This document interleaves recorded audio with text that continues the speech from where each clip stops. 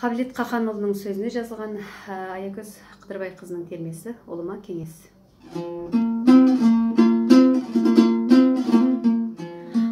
Қайтшы сен ұлым, мен туған жаққа бір барып, өмірдің нағыз мәніне қалшы шын қанып, өкпені назды тек қана солар түзінер. Әжеңе барда бір өкпелеп ал бұлданып, тұрады онда мен үшін ыстық сүйектен. Ол жерді көрсең ақылың өсер биіктер. Атаңның алмай батасын жолың болмайды.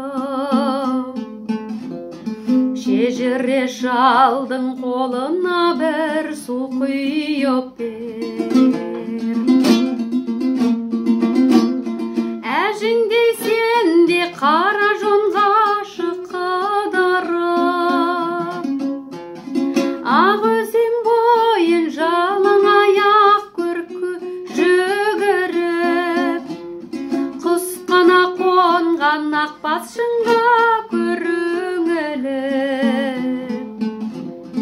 әкеңнің ақын болғандығының сырын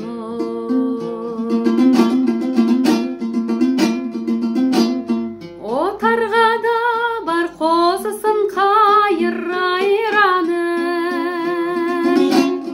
қайқынанға мін көкпарға да шап ал жарыс.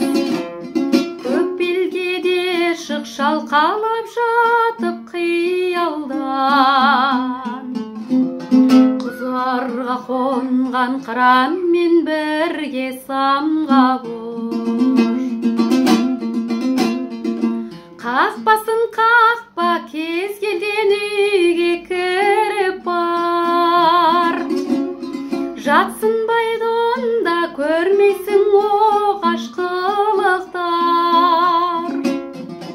Өмірдің нағыз сырына қалда бір қанып, текті қазақтың қандай екенін ұғып ал.